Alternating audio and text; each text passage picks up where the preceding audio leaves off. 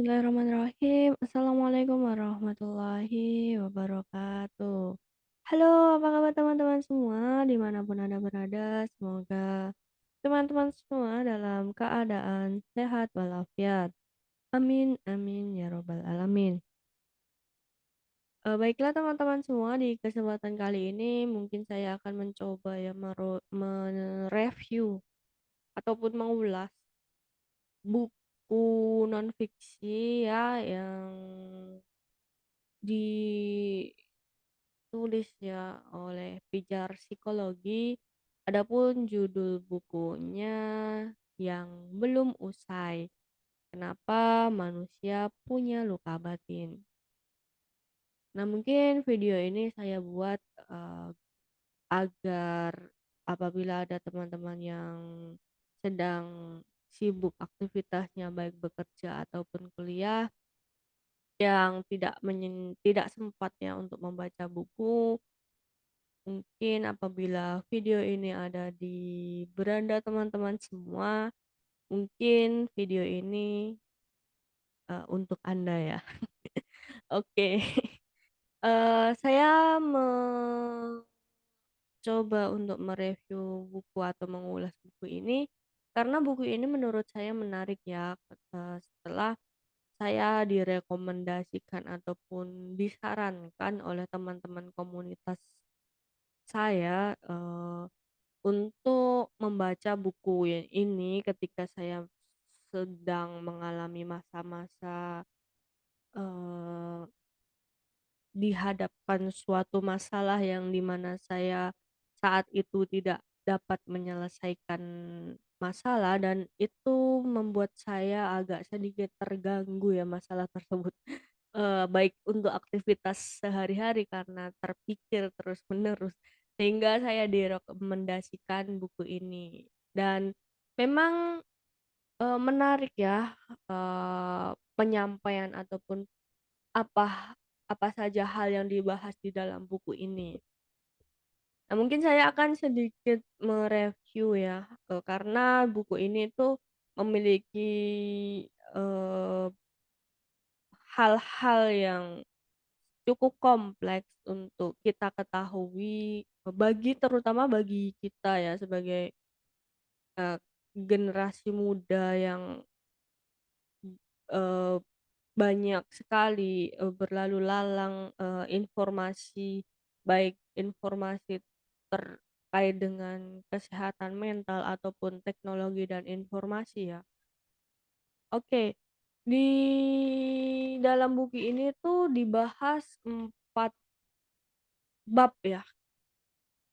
Yaitu bab pertama tentang apa itu luka batin, kemudian yang kedua bagaimana melepaskan pola lama, yang ketiga bagaimana menyembuhkan luka batin, dan yang terakhir adalah mencintai diri apa adanya. Nah, dari pembahasan yang ada di buku ini ya, perlu kita tahu bahwa dari pembahasan itu terlihat bahwa memang itu mengandung berbagai macam unsur-unsur yang tentang bagaimana kita dapat mengatasi luka itu dan sebagainya. Nah, di dalam masyarakat ya bahwasanya, eee, kurangnya kita untuk dapat mengetahui dan mungkin di pelajaran sekolah kita tidak pernah diberitahu ya bahwa setiap emosi itu ternyata memiliki nama yang pada akhirnya akan menimbulkan luka, dan luka tersebut itu tidak pernah kita sembuhkan, melainkan hanya dialihkan. Nah, ini, eee, se ternyata, di dalam masyarakat umum ya, tidak hanya di Indonesia ternyata bahwa, ada beberapa masyarakat yang menganggap bahwa kita itu sadar bahwa mengalami emosi dan sadar bahwa kita terluka, namun kita mengabaikan luka ataupun emosi tersebut. dengan harapan bahwa seiring dengan berjalannya waktu, kita bisa menyembuhkan luka itu sendiri ya. Dan pada akhirnya di suatu ketika kita mendapatkan suatu peristiwa tertentu sehingga kita mengu apa, menimbulkan luka lama ya, menumbuhkan luka lama, kemudian luka lama itu muncul kembali, kita beranggapan bahwa, eee, kenapa kita, kenapa kita selalu ya, kita selalu mendapatkan peristiwa yang sama dan peristiwa yang kelam itu dan itu lagi.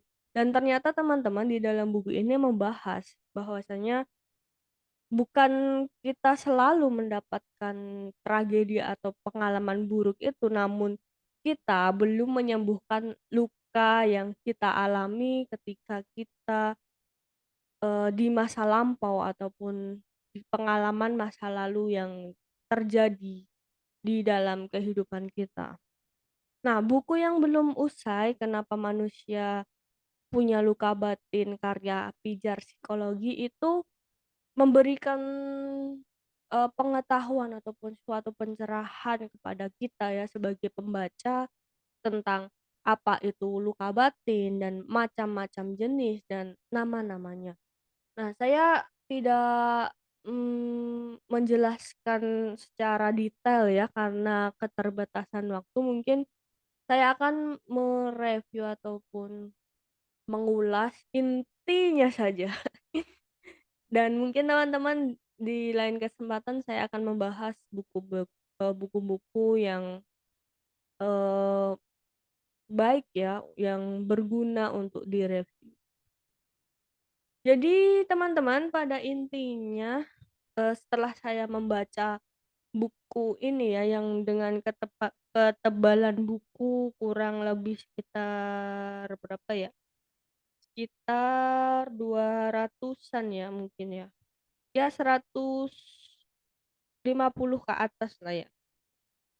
Bahwasanya pada intinya di dalam buku ini tuh mengajarkan kita, bagaimana kita untuk dapat menerima luka kita, kemudian selanjutnya kita dapat memahami, bagaimana luka kita itu, eee, bisa artinya kita bisa berdamai lah, memahami luka itu kita bisa berdamai dengan luka, bahwa setelah kita menerima bahwa kita punya luka batin itu sendiri, kemudian kita memahami, kita berusaha untuk berdamai dan mencari solusi bagaimana mengatasi luka itu agar tidak mengganggu ya dalam tanda kutip di kehidupan kita.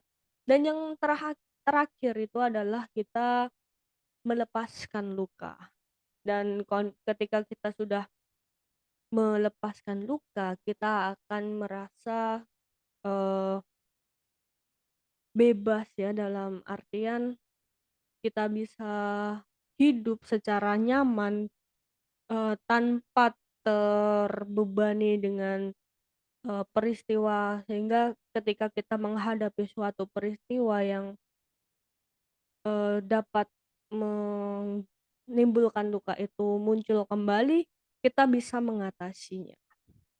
Dan yang terpenting, ajaran yang ataupun pelajaran yang kita dapat petik dari buku ini bahwa kita harus ikhlas ya, apapun itu. Di dalam buku ini mengajarkan bahwa kita harus, menerima ya, memberikan cinta kasih kepada siapapun. Baik itu kita memberikan cinta kita kepada binatang misalnya, binatang peliharaan dan kemudian kita harus cinta kasih kepada orang-orang dan hal itu akan menimbulkan, eee, energi ya, energi positif dalam tubuh kita sehingga mencegah terjadinya pemikiran atau pikiran-pikiran yang negatif, sehingga akan ketika kita berpikiran negatif itu akan berdampak pada diri sendiri dan, akan berdampak pada hubungan kita dengan orang lain. Dan buku ini mengajarkan bahwasanya, kita, terkait dengan cinta kasih tadi ya, bahkan kita harus memberikan cinta kasih kita kepada orang yang kita benci sekalipun ataupun, orang-orang yang telah melukai hati kita karena baik sengaja maupun tidak sengaja ya. Mungkin itu ya, review sedikit ya.